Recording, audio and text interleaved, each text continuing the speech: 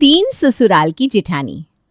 तीन ससुराल की जेठानी, नाम सुनकर थोड़ा कंफ्यूज हो गए क्या आप लोग कि भाई कौन तीन तीन ससुराल की जेठानी हो सकता है? ऐसा कैसे हो सकता है, क्योंकि ससुराल तो एक ही होता है। अब ये तीन तीन ससुराल क्या बला है, चलिए आपको कहानी शुरू से सुनाते हैं। नीता और गीता देवरानी और जेठानी थी। गीता जेठानी थी, नीता देवरानी।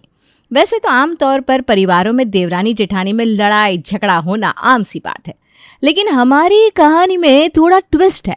ट्विस्ट ये है कि नीता और गीता में कोई लड़ाई झगड़ा नहीं है, बल्कि नीता तो गीता की भक्त है। उसकी जिंदगी में अगर पत्ता भी यहाँ से वहाँ हिलता है ना, तो वो जेठानी गीता की मर्जी से ही हिलता है। मजाल है जो वो अपने जीवन में एक छोटे से छोटा काम भी जेठानी से पूछे बगैर कर ले। लेकिन कहते हैं ना, अति हर चीज की बुरी होती है। तो बात यहाँ सिर्फ देवरानी नीता तक सीमित नहीं है। गीता के पड़ोस में रहने वाली चाची सास की बहू संगीता का भी लगभग यही हाल था। उसने भी गीता को ही अपना निजी सलाहकार बनाया हुआ था। भाभी देखो ना, सर्दी आ गई है। मेरे तो गट्टू और पिंटू के सारे कपड़े छोटे हो गए हैं। बाजार जाकर दोनों के लिए गर्म कपड़े लाने पड़ेंगे।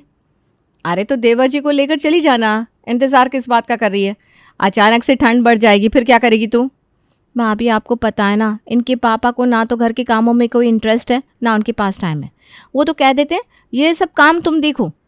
भाभी चलो ना, आज काम ख़त्म करने के बाद बाजार होकर आते हैं, बच्चों के लिए कपड़े ले आएंगे। अरे बड़े हो गए हैं बच्चे, मेरी पसंद से नहीं अपनी पसंद से कपड़े पहनेंगे वो। बच्चों को साथ में ले जाए और दिलवा दे उनकी पसंद के कपड़े। कैसी बात कर दी आपने भाभी? कपड़े तो तभी आएंगे जब आप साथ चलोगी, बस हो गया फैसला। हाँ अच्छा चल ठीक है, आज दोपहर में सबको खाना खिलाने के बाद चलते हैं हम लोग बाजार।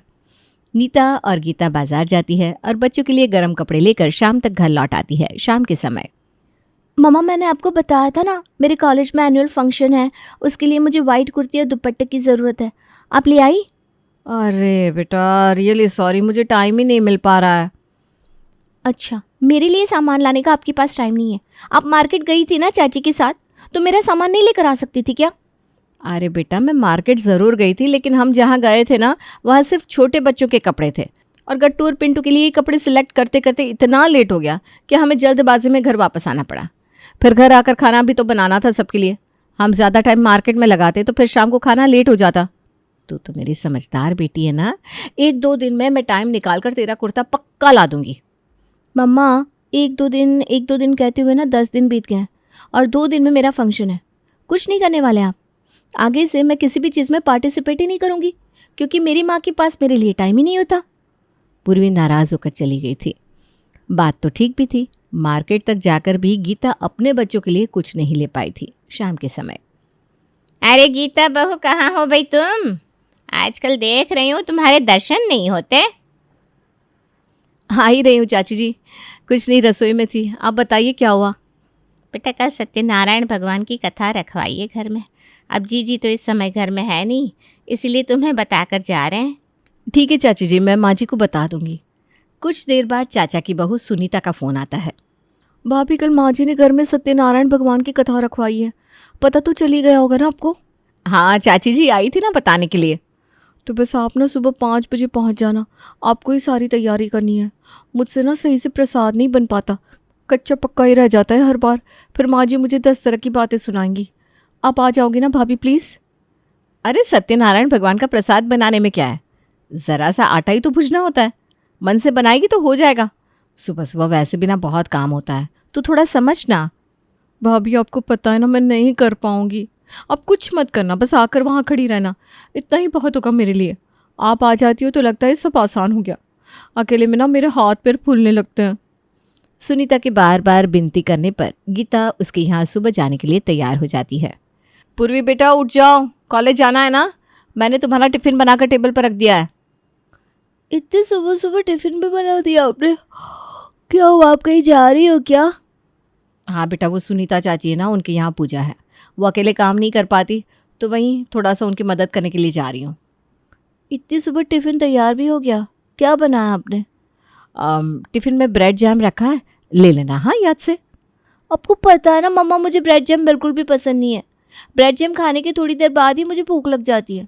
मतलब चाची के यहाँ जाना आपके लिए इतना ज़रूरी था कि आपने मेरे लिए ठीक से टिफ़िन भी तैयार नहीं किया। ठीक है जाओ आप, मुझे आपसे कोई बात नहीं करनी। क्या करूं, कैसे इसे समझाऊं?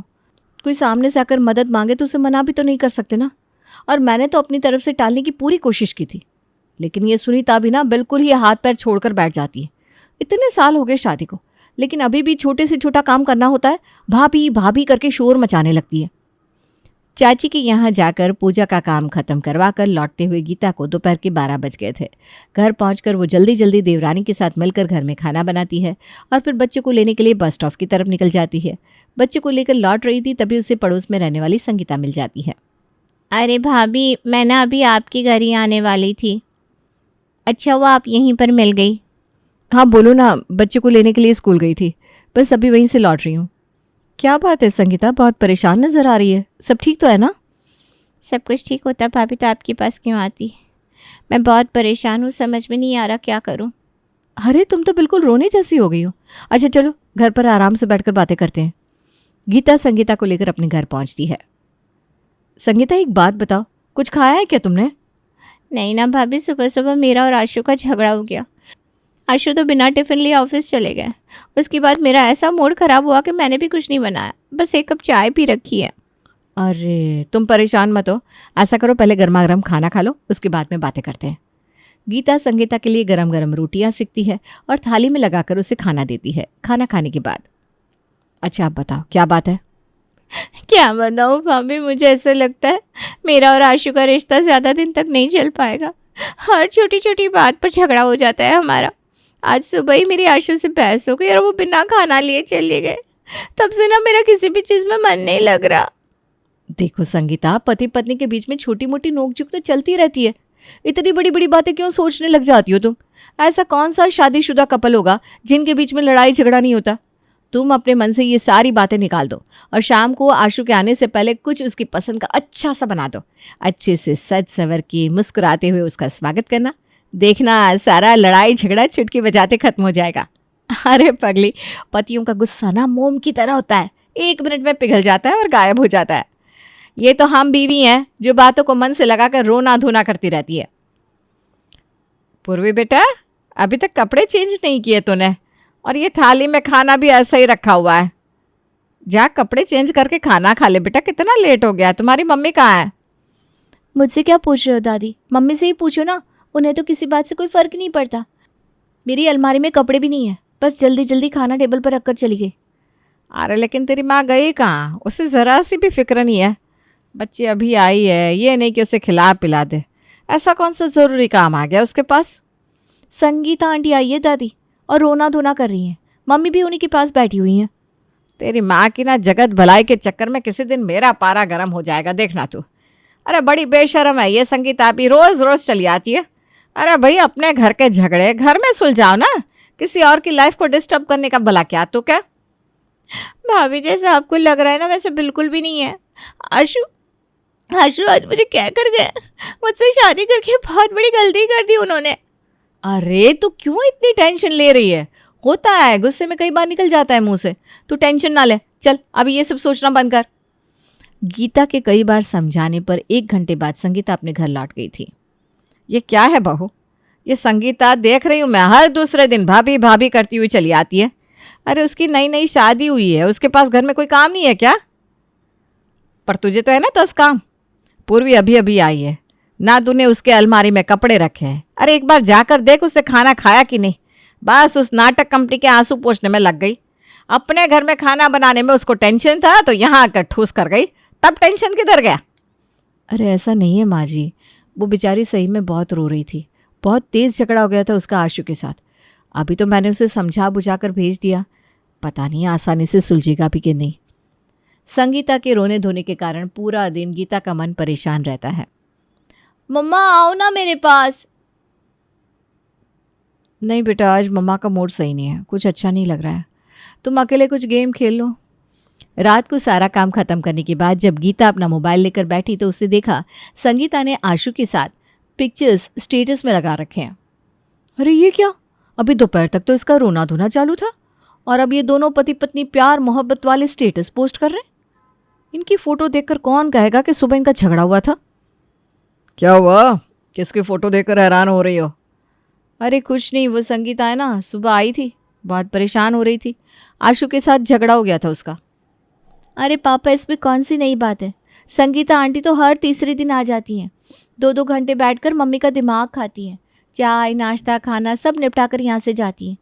मुझसे ज़्यादा टाइम तो मम्मी संगीता आंटी के साथ ही बिताती हैं। देख रहे हो आप, आजकल के बच्चे, माँ के साथ इस तरह से बात की जाती है क्या? मैंने कोई गलत बात नहीं की मम्मा, जो कहा बिल्कुल सच कहा। आज तो दादी भी कह रही थी कि वो आपकी रोज़ रोज़ की भलाई की झंझट से परेशान हो गई है। बेटा, बड़ों से ऐसे बात नहीं करता है। जाओ तुम अपने कमरे में जाओ, मैं मम्मा से बात करता हूँ। क्या हो गया था ऐसा जो संगीता रो रही थी? तुम भी परेशान से दिखाई दे रही हो। आप तो जानती ही हो ना, अभी नई नई शादी हुई है संगीता और आशु की। बता रही थी आज सुबह सुबह किसी बात पर बहुत बड़ा झगड़ा हो गया दोनों का। बेचारी ने सुबह से कुछ खाया भी नहीं था, तो मैंने उसे खाना बनाकर खिला दिया, थोड़ी देर प्यार से बात कर ली। आखिर उसमें मेरा क्या बिगड़ गया? और उसी के लिए आपकी बेटी मुझे इतना सुना रही है। चलो छोड़ो, आगे से थोड़ा ख्याल रखना। देखो, वो भी बाहर से आती है, उसका भी मन करता होगा ना उसकी माँ थोड़ा अटेंशन उसे भी दे। हाँ ठीक कह रहे हो आप, लेकिन अब दरवाजे पर कोई आ जाए तो उससे बात तो करनी पड़ती है ना।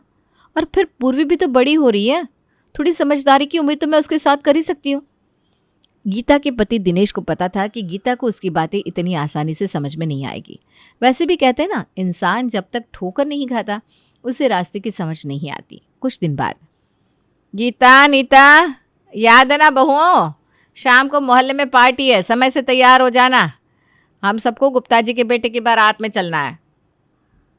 हाँ माँ जी, याद है। खाने पीने का काम ख़त्म करके हम लोग अपनी तैयारी बनाकर रख लेते, वरना फिर लास्ट मोमेंट पर साड़ी और ज्वेलरी वगैरह सिलेक्ट करने में बहुत टाइम वेस्ट हो जाएगा। सारा काम ख़त्म करने के बाद नीता और गीता अपने अपने कमरे में तैयार होने के लिए चली जाती हैं। गीता ने अभी अभी पूर्वी के लिए कपड़े वगैरह निकाले थे कि उतने में उसके दरवाजे पर खटखट की आवाज़ सुनाई देती है। अरे संगीता, तुम, क्या बात है, अपसेट लग रही हो? फिर से आशु के साथ झगड़ा हुआ क्या? अरे नहीं नहीं भाभी, आपने उस दिन मुझे इतने अच्छे से समझाया ना कि वाकई शाम होते होते ना हम दोनों का बहुत अच्छे से पैचअप हो गया। और फिर हम लोग ना डिनर के लिए बाहर गए, आइसक्रीम खाई, बहुत अच्छा लगा। और उस दिन की बात से ऐसा लग रहा है जैसे हमारा प्यार पहले से भी ज़्यादा बढ़ गया है। ये तो बहुत अच्छी बात है, लेकिन फिर मुँह लटका कर क्यों आई हो? अब क्या हुआ? भाभी आपको पता है ना, मुझसे अच्छे से साड़ी सेट नहीं होती। वो गुप्ता अंकल के यहाँ जाना है, मेरी साड़ी सेट करने में हेल्प कर दो ना प्लीज़। अच्छा आओ, जल्दी से पहना देती हूँ तुम्हें। गीता जल्दी जल्दी संगीता की साड़ी सेट करती है। संगीता जैसे उसके कमरे से बाहर निकलती है कि सुनीता का फ़ोन आता है। भाभी, एक हेल्प चाहिए थी आपसे। वो आपकी कॉलोनी में जो गुप्ता अंकल रहते हैं ना, उनकी यहाँ से शादी का इन्विटेशन आया है। मैं रेड कलर की साड़ी पहनने वाली हूँ। आप प्लीज़ अपना रेड वाला नेकलेस मुझे दे सकती हैं? पार्टी के बाद मैं पक्का वापस कर दूँगी। अरे मैं तो खुद ही रेड साड़ी पहनने वाली थी। अच्छा कोई बात नहीं, मैं किसी और कलर की साड़ी निकाल लेती हूँ। ये सेट सुनीता को ही दे देती हूँ। अच्छा ठीक है, तुम किसी को भेजकर सेट मंगवा लो। रेड नेकलेस सुनीता के लिए निकालने के बाद गीता अपने लिए कोई और साड़ी पसंद करने लगती है। तभी उसकी देवरानी नीता उसके पास आती है। भाभी देखो ना, कब से ये लाइनर लगाने की कोशिश कर रही हूँ, लेकिन बार बार गलत हो जा रहा है। अब प्लीज़ मेरी हेल्प कर दो। नीता आई तो लाइनर लगवाने के लिए थी, लेकिन पूरे आधे घंटे तक कभी बाल तो कभी साड़ी तो कभी ज्वेलरी सब अच्छे से सेट करवाने के बाद ही उसके कमरे से जाती है। कुछ देर बाद, अरे बहू, हो गया क्या तुम दोनों का? कितना समय लगाओगी? माँ जी मैं तो कब से तैयार हूँ। बड़ी बहू, कितना समय लगाओगी भाई? तुम्हारे कान पर तो जूं ही नहीं रेंगती, चाहे जितना समझा लो। अरे टाइम की कोई कीमत होती है कि नहीं? अब क्या रात के 10 बजे घर से निकलोगी? क्या ज़रूरत है इतना श्रृंगार करने की? ऐसा करो, बस साड़ी पहनो और हल्का सा लाली पाउडर लगाकर चलो घर से। अब मैं और वेट नहीं करने वाली। सासू माँ के इस तरह शोर मचाने पर गीता जल्दी जल्दी में हल्की सी साड़ी पहन लेती है। मेकअप करने का तो समय बचा ही नहीं था, इसलिए बस लिपस्टिक लगाकर सबके साथ पार्टी में जाने के लिए निकल पड़ती है। मम्मा, आप सबकी हेल्प करते रह जाते हो। अपना हुलिया देखो और चाची का देखो, बिल्कुल दुल्हन की तरह तैयार हुई है चाची। गजरा चूड़ा सब पहना है और आपने कुछ नहीं किया। बेटी की बात सुनकर अब गीता का भी मूड ऑफ हो गया था। उसने पार्टी अटेंड ज़रूर कर ली, लेकिन मन बुझा बुझा सा था। क्या बात है भाई, सुबह तो पार्टी के लिए इतनी एक्साइटेड थी तुम, और अब शक्ल पर 12 बजे। पार्टी में सब मुझे टोक रहे थे कि मैं कैसे कपड़े पहनकर चली आई। ना मैं तैयार हो पाई, ना अच्छी साड़ी पहन पाई। देखो गीता, किसी की मदद करने में कोई बुराई नहीं होती, लेकिन किसी की मदद करने के चक्कर में अगर तुम अपना ही नुकसान कर रही हो तो वो मदद नहीं हुई। संगीता और आशु पति पत्नी है, तुम्हें उनके बीच में बोलने की क्या ज़रूरत है? पूर्वी ने बताया कि तुम उसके एनुअल फंक्शन के लिए ड्रेस लेकर नहीं आए, जबकि तुम नीता के साथ बाजार गई भी थी। नीता की मदद करो, लेकिन अपना काम छोड़कर नहीं। और सबसे बड़ी बात, नीता, सुनीता या संगीता कोई छोटी बच्ची नहीं है जो अपने घर के काम निपटाना ना जानती हो। जब तक तुम सबकी जिम्मेदारियां अपने कंधों पर लेकर चलती रहोगी, वो लोग जिम्मेदारी से काम करना कभी सीख ही नहीं पाएंगे। अब तुम ही बताओ, अपने बच्चों के कपड़े खरीदने के लिए क्या नीता खुद बाजार नहीं जा सकती थी? तुम्हारे लिए तुम्हारी बेटी का ड्रेस लाना ज़्यादा ज़रूरी होना चाहिए था, या फिर नीता के बच्चों के लिए कपड़े लाना? और ये कोई पहली बार नहीं हो रहा। हर रोज़ कभी नीता, कभी संगीता, कभी सुनीता, कोई ना कोई तुम्हें घेर कर बैठा रहता है। आप ठीक कह रहे हैं जी। जेठानी होने का फ़र्ज़ निभाने के चक्कर में मेरे जीवन में बहुत कुछ प्रभावित हो रहा है, लेकिन अब मैं ऐसा नहीं होने दूंगी। थोड़ी देर से ही सही, लेकिन गीता को अपनी गलती समझ में आ गई थी और उसने 3 दिन ससुराल की जेठानी बनने से तौबा कर ली।